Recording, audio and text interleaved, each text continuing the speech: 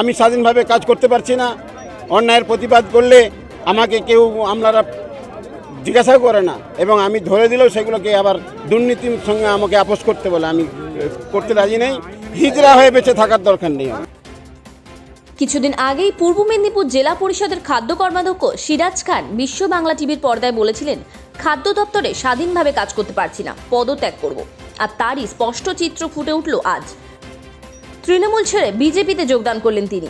আজ মেচেদাতে ভারতীয় জনতা পার্টির পক্ষ থেকে এক ঐতিহাসিক জনসভার আয়োজন করা হয়েছিল। এদিনের সভায় মানুষের ঢল ছিল চোখে পড়ার মতো। আর এই সভা থেকেই খাদ্য কর্মাধ্যক্ষ সিরাজ খান তৃণমূল ছেড়ে বিজেপিতে যোগদান করলেন আজ। প্রধান বক্তা হিসেবে উপস্থিত ছিলেন কৈলাস বিজয়বর্গী, প্রধান অতিথি হিসেবে ছিলেন লকেট চ্যাটার্জি। এছাড়াও উপস্থিত ছিলেন বিজেপির অন্যান্য নেতৃত্ববৃন্দ।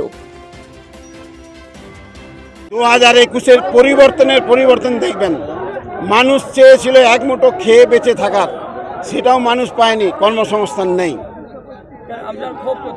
আমি স্বাধীনভাবে কাজ করতে পারছি না। অন্যায়ের প্রতিবাদ করলে আমাকে কেউ আপনারা জিজ্ঞাসাও করে না, এবং আমি ধরে দিলেও সেগুলোকে আবার দুর্নীতির সঙ্গে আমাকে আপোষ করতে বলে। আমি করতে রাজি নেই। হিজড়া হয়ে বেঁচে থাকার দরকার নেই। দেখুন, আপনারা সবাই জানেন আমি একটা মৎস্যজীবী।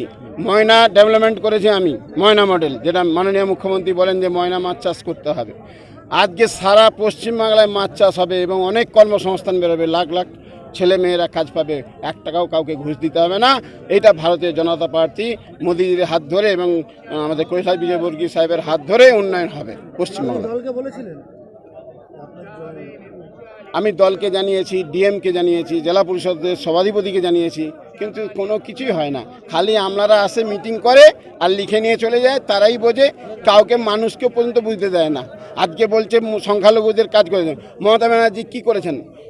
নন্দীগ্রামের মাটিতে দাঁড়িয়ে বলেছিলেন সংখ্যালঘুর 10% কর্মসংস্থান দেব, দিয়েছেন? আমার 1%ও দেয়নি। এবং সংখ্যালঘুর ভাইয়েরা আজও পর্যন্ত কোনো সুবিধা পায়নি। আর সংখ্যালঘু বলে টুপি পরানোর কোনো রাস্তা নেই।